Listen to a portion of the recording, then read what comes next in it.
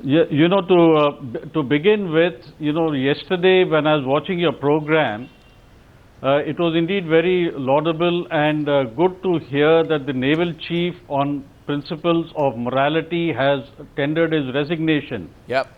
Now, to say that today the defense minister and the people in the government also, we should have people resigning, I think it is slightly far-fetched.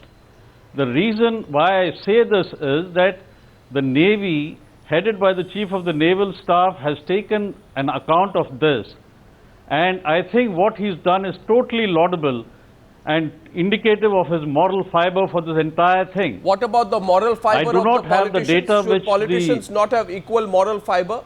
And I am informed. While I agree to that, I am informed that there was a disagreement between the Navy chief and the defense minister on the subject, and I am informed through fairly well-informed sources that the Navy chief told the defense minister in uncompromising terms about what he thinks about the third-rate equipment that many of his men have to run the Navy on.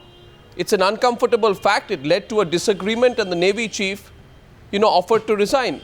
This is the fact, and we've heard it from more than one source. So what you're trying to do, Air Vice Marshal, is hope that the matter passes over with the resignation of the Navy chief. It should actually start there.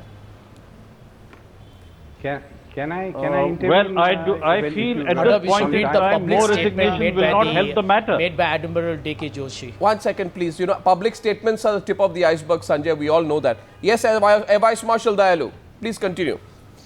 You see, more resignations. No, but you're asking the Air Force. You're asking the Air Force to comment on a submarine rescue vessel.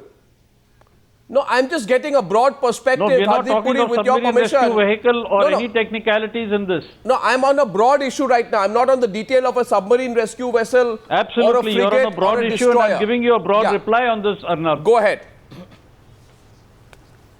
Yeah, I said on a broad issue, I'm giving you a broad reply saying that, it is what the naval chief has done. It is indeed, as I repeat myself, is laudable. It is something which has shown his moral fiber. And in all these things, if we are going to ask for more resignations, we are not going to get into any more things of problem solving. You're getting into more areas of problem creating. Well, I think the question will be asked because everyone, including you, will admit that Arnab, can I come Antony's tenure has been one of the most disastrous tenures as far as the Ministry of Defence is concerned. Yes, G.D. Bakshi. It was said that politicians need not resign. May I remind this august gathering that Mr. Lal Bahadur Shastri, when he was the railway minister, had the moral fiber, had the moral timber to resign when there was a railway accident in his watch. I mean, that sounds a long way and far away and long ago. But where are the shoulders the broadest? Do you know that the rules of business of the government of India say that the defense secretary is responsible for the defense of India? And where is the equipment acquisition program going?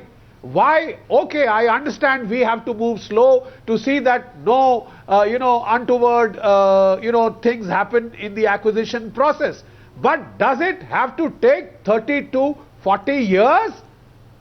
And we have all noted with great concern the separate paces at which the Augusta-Westland deal was moving compared to, let us say, removing the night blindness of the tank fleet.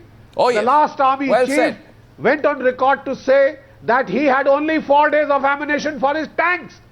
That ammunition still hasn't come in. But the Augusta-Westland deal, the helicopters which were deemed too expensive for the American president, were purchased at such a blinding pace.